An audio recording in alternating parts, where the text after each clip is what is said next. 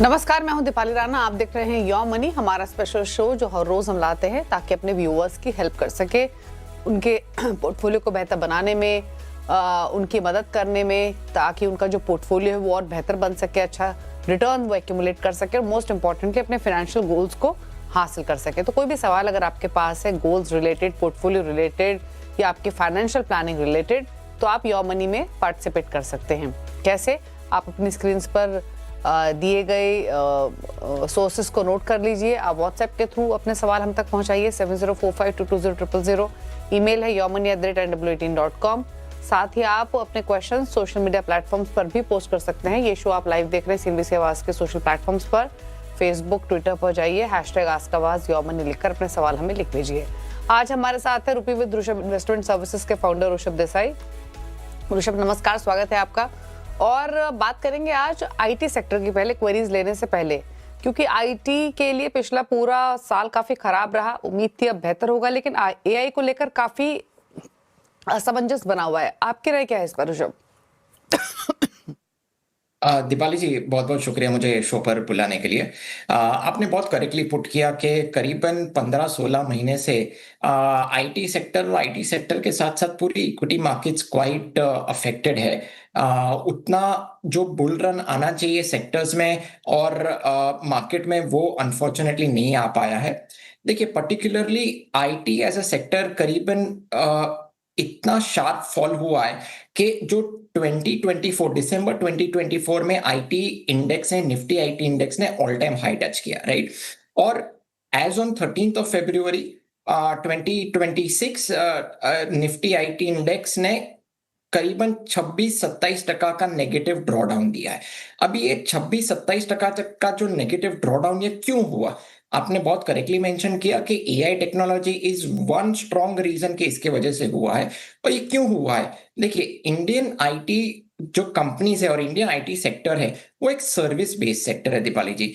Unfortunately Indian companies और Indian का जो आईटी स्पेस है वो इनोवेशन के ड्रिवन नहीं है, इनोवेशन पे ड्रिवन नहीं है। It is more service oriented. अभी ग्लोबली इतनी एआई टेक्नोलॉजी एडवांस होते जा रही है।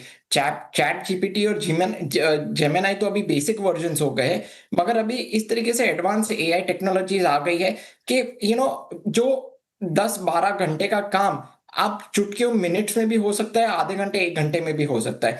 सो ये बेसिकली एआई टेक्नोलॉजी का एक थ्रेट है कि जो इंडियन आईटी सर्विसेज को काफी हद तक रिप्लेस कर सकता है। और ये अगर रिप्लेस करता है टिल सम एक्सटेंट, तो रेवेन्यू और जॉब्स को भी अफेक्ट करेगा। हमने देखा है कि एफआईआईज ने करीबन 18.3 billion rupees, not dollars, again I am using my words very carefully, 18.3 billion rupees जनवरी में ही सेल आउट किया आईटी सेक्टर में। और मार्केट सेंटिमेंट काफी वीक रहा है आईटी सेक्टर में। सो मेनली ये एआई ड्रिवन के वजह से हुआ, एआई टेक्नोलॉजी के वजह से ही आईटी सेक्टर में इतनी गिरावट नजर आ रही है दीपाली जी। लेकिन ऋषभ, अब ऐसे में सवाल ये है कि सेक्टर को लेकर आउटलुक क्या है? क्योंकि जहां माना जा रहा था कि वर्स्ट इज ओवर, वैल्यूएशंस भी अच्छी हैं, ग्रोथ भी रिज्यूम होते हुए दिखाई देगी, वहां वापस कंसर्न्स इमर्ज हो रहे हैं और क्लियरली सेक्टर की परफॉर्मेंस पर वो विजिबल है। कॉन्फिडेंस की भारी कमी दिखाई दे रही है, अर्निंग्स में भी कुछ ऐसे ब्राइट स्पॉट्स दिखाई नहीं दे। तो ऐसे में यहाँ से आउटलुक क्या बन रहा है इस पूरे सेक्टर को लेकर? दीपाली जी, देखिए, पहले तो I am very bullish and positive on the Indian IT space. अभी ये मैं क्यों बोल रहा हूं मैं ये? देखिए, इंडियन आईटी सेक्टर मरने वाला नहीं है। Indian IT sector is going to grow and thrive definitely, for sure. It is just matter of time कि जो इंडियन कंपनीज है उनको बेसिकली एआई टेक्नोलॉजी अडॉप्ट करनी पड़ेगी और जो ग्लोबल टेक्नोलॉजी एडवांसमेंट्स हो रहे उनके कदम से कदम मिलके आगे चलना पड़ेगा। और काफी हद तक थोड़ा अभी ऐसा भी कोशिश करना पड़ेगा कि Indian IT as a sector moves little ahead than the global technology sectors, right. So मेरे हिसाब से आईटी एज अ सेक्टर बंद नहीं होगी। कंपनीज में राइज एंड फॉल, बट देखिए, ऐसे भी mid and small strong companies है अपने इंडियन आईटी सेक्टर में which has the capability to do wonders in terms of AI and technology.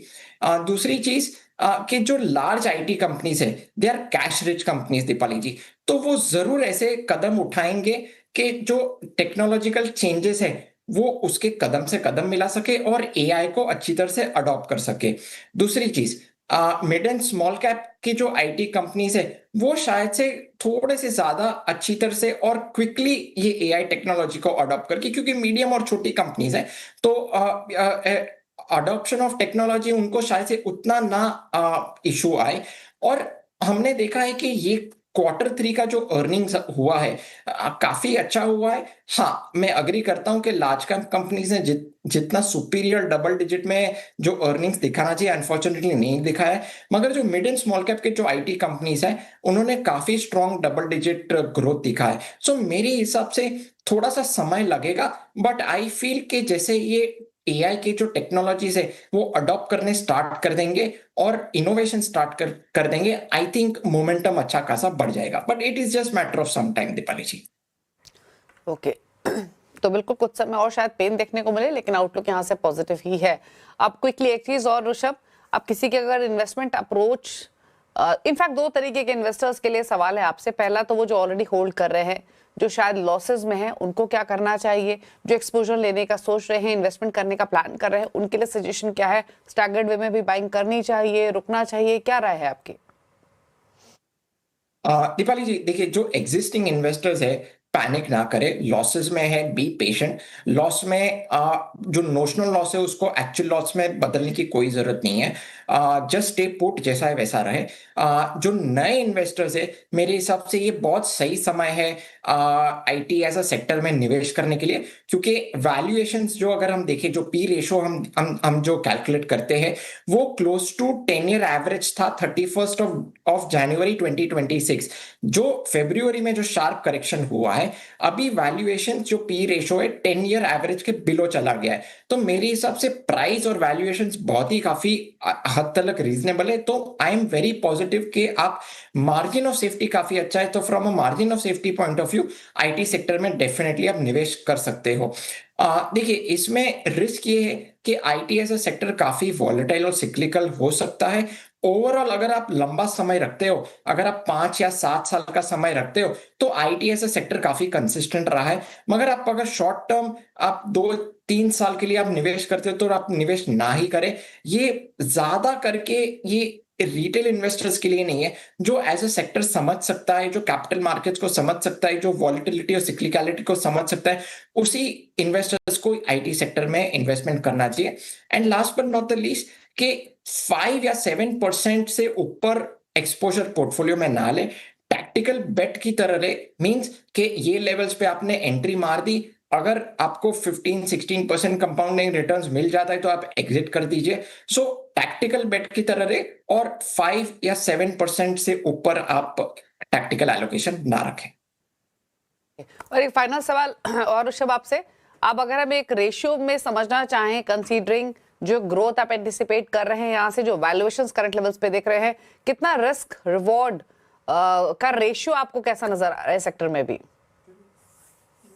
Deepali ji, risk reward का रेशो काफी अच्छा है, क्योंकि जब कोई सेक्टर 27-30% अगर गिरता है, मींस ये अभी जो करंट सिचुएशन हुआ है वो एक काइंड ऑफ पैनिक सिचुएशन हुआ है। मैंने पहले भी कहा था कि अर्निंग सिनेरियो काफी अच्छे रहे आईटी कंपनीज के। It is just matter of time कि जो अर्निंग्स का जो पिक्चर है वो प्राइस में दिखना चाहिए। It is just matter of time. मेरे हिसाब से जब कोई सेक्टर 27-30% गिरता है तो अपसाइड अपॉर्चुनिटी काफी मिल जाता है। मार्जिन ऑफ सेफ्टी अच्छा क्यों है? क्योंकि मैंने पहले भी कहा था कि वैल्यूएशन लॉन्ग टर्म एवरेज के नीचे चल रहे हैं। So I think patience is the mother of all virtues. At this point of time investor को इन्वेस्टमेंट करके सिर्फ पेशेंस रखना है for the next 5 to 7 years। Deepali ji okay तो इन्वेस्टमेंट का मौका तो है, लेकिन लंबी अवधि का व्यू आपको लेकर चलना होगा। 5-7 साल का होराइजन लेकर चले तो डेफिनेटली यहाँ पर पैसा बन सकता है, निवेश किया जा सकता है, लेकिन स्टैगर्ड वे में। चलिए बात करते हैं व्यूअर्स से। आईटी सेक्टर पर तो बातचीत हुई और अब कुछ क्वेरीज को भी शामिल कर लेते हैं। हमारे साथ सवाल पूछने के लिए सौरभ महेंद्र गुड़गांव से कनेक्टेड है। सौरभ जी नमस्कार, बताइए क्या सवाल है आपका? मेरा सवाल ये है, मैं टाटा डिजिटल इंडिया फंड में लगभग 2 साल, हाँ पूरे 23-24 महीने से 10,000 की एसआईपी कर रहा हूँ रेगुलर मोड में, और उसके साथ पैरेलल में ही मैंने बाय ऑन डिप्स करके लगभग 2 लाख का ही मेरा रेगुलर का पोर्टफोलियो है और 2 लाख का ही मेरा डायरेक्ट का पोर्टफोलियो है।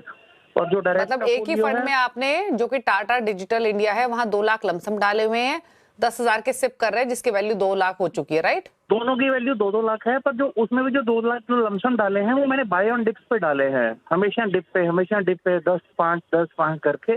तो आज तो प्रेजेंटली दोनों, हाँ बताइए, तो आज प्रेजेंटली दोनों की वैल्यू 4 लाख है। 2 लाख रेगुलर में टाटा डिजिटल इंडिया में और 2 लाख डायरेक्ट में तो टाटा डिजिटल इंडिया में। आपका प्रिंसिपल कितना है दोनों में? 4 लाख रुपीज। तो प्रिंसिपल जितना है उतना ही रिटर्न है अभी, राइट? मतलब उतनी वैल्यू है अभी पोर्टफोलियो की। नहीं, वैल्यू तो नेगेटिव में है, रेगुलर की तो नेगेटिव में है और डायरेक्ट की थोड़ी बहुत प्लस में, क्योंकि वो मैंने डिप्स पे लिया हुआ है, वो मैनुअल, एक तरह से मैनुअल SIP जिसको हम बोलते हैं। बिल्कुल। तो अब आपका होराइजन क्या है? मेरा होराइजन मतलब 20, मतलब I am in this mutual fund since 2015, तो I know the fund basic fundamentals. तो मेरा अभी भी होराइजन 17-20 इयर्स का है। तो फिर जब आप म्यूचुअल फंड्स को, सौरभ, इतने अच्छे से समझते हैं और इतने पुराने आप इन्वेस्टर हैं, तो आपने सिर्फ एक ही फंड क्यों चुना, और वो भी एक ही सेक्टर ओरिएंटेड फंड ही क्यों चुना?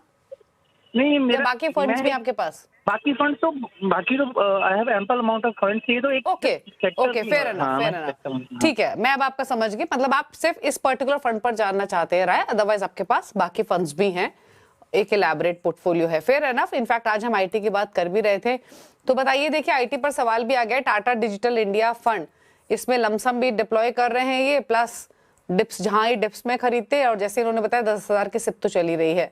क्या करना चाहिए अब इस फंड को लेकर, स्ट्रैटेजी लेकर, कंसीडरिंग कि ये ओनली फंड नहीं है इनके पास, बाकी फंड्स भी हैं? दीपाली जी, पहले तो Tata digital India fund is a very good fund.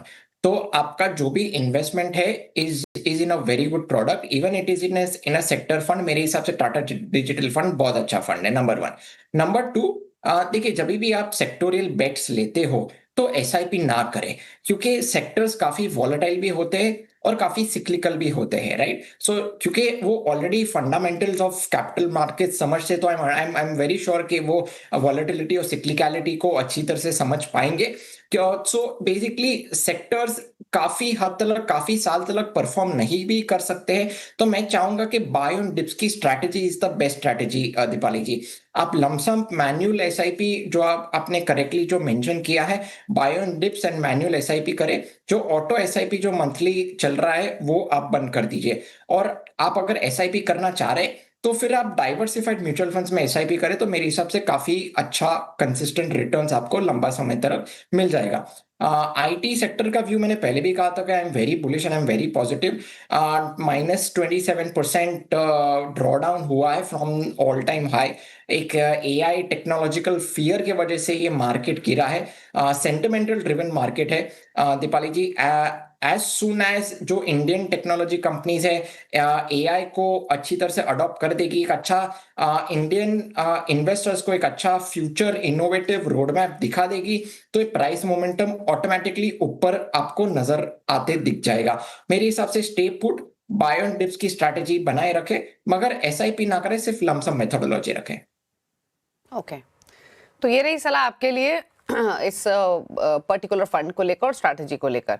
बात करेंगे छेदी शाही से, UAE से हमारे साथ कनेक्टेड हैं। शाही साहब नमस्कार। नमस्कार जी, नमस्कार। कैसे हैं आप? मैं सही हूँ, आप बताइए, आप कैसे हैं? क्या सवाल है आपका? बस अच्छा, मैंने उसमें लिस्ट भेजा था कि हमारा जो पोर्टफोलियो ठीक है अभी, उसमें कुछ चेंजेस की जरूरत है, और कितना 10 इयर्स में कितना मेरा टोटल कार्पस हो जाएगा। अच्छा, तो आपका जो एग्जिस्टिंग पोर्टफोलियो में एक बार मेंशन कर देती हूँ। पराग पारिक फ्लेक्सी कैप 35,000 रुपए महीना, Nippon multi asset omni fund of fund 20,000 रुपए महीना, दिन 5,000 आप डाल रहे हैं HDFC non cyclical consumer fund में, Edelweiss gold and silver ETF में। देन 10,000 ईच आपके पास 5 फंड्स में है, SBI banking and financial services, HDFC multi cap, White Oak large cap, Edelweiss mid cap, SBI PSU। अच्छा, कितना समय आपकी इस सिप को हो चुका है जो कि 1,15,000 की है शाही साहब? ये मिनिमम 5 इयर्स प्लस 5 इयर्स और मैं होल्ड करूंगा, क्योंकि 59 मेरा एज हो चुका है, और मेरा NPS भी है। लास्ट 15 ईयर से 25,000 डाल रहा हूँ, और मेरा दूसरा PPF है 25 ईयर से, मैं 1,50,000 डाल रहा हूँ उसमें। ओके, तो आपके पास एनपीएस और पीपीएफ में अलग से इन्वेस्टमेंट है। अच्छा, आपकी वैल्यू कितनी अभी इस पोर्टफोलियो की? इसमें अभी मैं अक्टूबर से शुरू किया हूँ, मैं ज्यादा दिन नहीं हुआ। अच्छा, अभी स्टार्ट किया हुआ, लेकिन 5 साल का आपका होराइजन है, करेक्ट? यस, मैं Okay. इंक्रीज करूंगा 5 to 10% every year, plus 5 to 10% every year. मतलब 3 लाख तक मैंने लमसम भी डाला है इसमें। ओके, तो बेसिकली आपका प्लान है कि 5 साल तक 5-10% स्टेप अप करना और उसके बाद 10 साल तक इस पोर्टफोलियो को होल्ड करना, राइट? करेक्ट। ओके, बताइए क्या सलाह रहेगी इनके पोर्टफोलियो को लेकर? सवाल आपने सुना, फंड्स की डिटेल मैंने मेंशन की ऋषभ। 10 इयर्स का होराइजन है जिसमें 5 साल स्टेप अप करेंगे 5 से 10% हर साल, बाकी पोजीशन को होल्ड रखेंगे फॉर रिमेनिंग 5 इयर्स।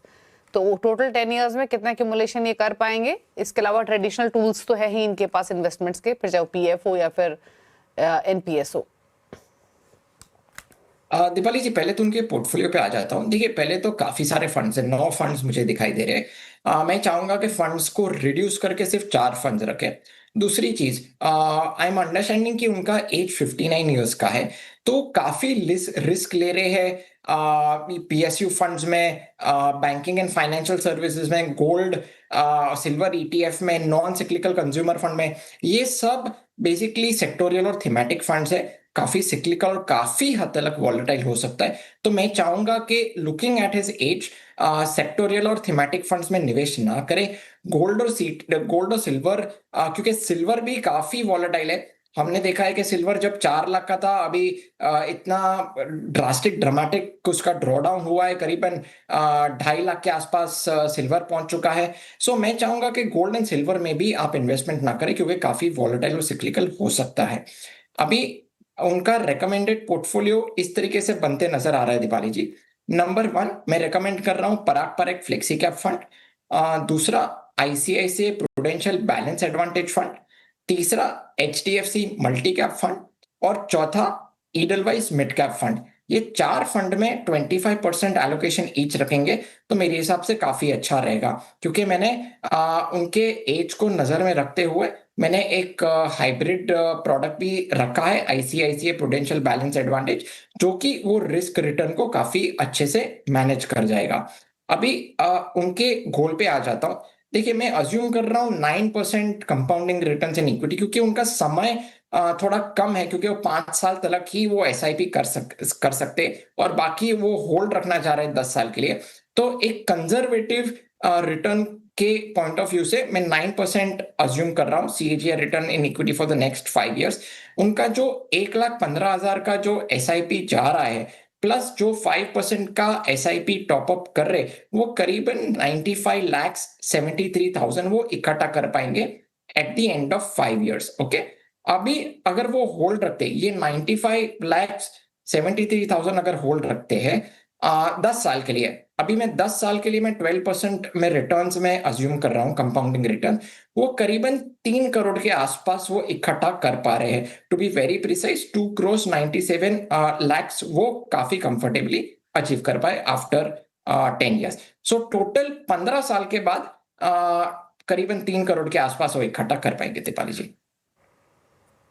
ओके, तो ये रही सलाह आपके पोर्टफोलियो को लेकर। स्ट्रैटेजी में जरूर आपको ध्यान देना है कंसीडरिंग आपकी एज और जो टाइम होराइजन आपके पास है।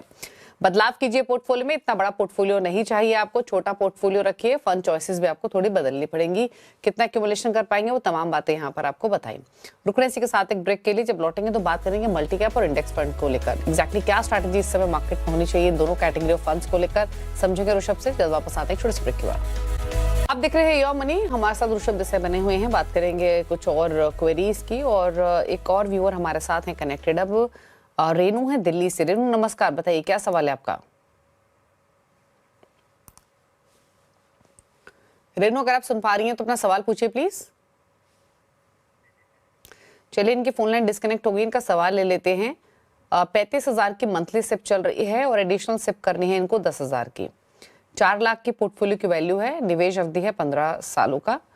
जो एडिशनल 10,000 रुपए इन्हें डालने जानना चाहती हैं, ये मिड कैप मल्टी कैप में डालें या किसी इंडेक्स फंड में डालें 15 ईयर्स के लिए। एग्जिस्टिंग फंड्स कौन से हैं? क्वांट स्मॉल कैप 3,000 रुपए महीना, 10,000 रुपए महीना पराग पर एक flexi cap, 10,000 Motilal Oswal mid cap और एसबीआई कॉन्ट्रा में 12,000। बताइए क्या सजेशन इनके एग्जिस्टिंग पोर्टफोलियो पर with 15 years point of view plus 10,000 addition multi cap या इंडेक्स फंड, किस में डालना सही रहेगा? दीपाली जी, ओवरऑल पोर्टफोलियो बहुत बढ़िया है। फंड्स भी बहुत अच्छे हैं, वेल डाइवर्सिफाइड है। अलग अलग मार्केट कैप्स और अलग अलग स्ट्रेटजीज में भी अच्छे से डाइवर्सिफाइड है। Parag Parikh is a value oriented fund, SBI contra is a contra fund, Quant का जो स्मॉल कैप है और मोतीलाल ओसवाल का जो मिड कैप है, they are growth oriented mutual funds. तो मेरे हिसाब से नंबर 1 पोर्टफोलियो बहुत अच्छा है, फंड्स का भी बहुत अच्छा डाइवर्सिफिकेशन कर रखा है।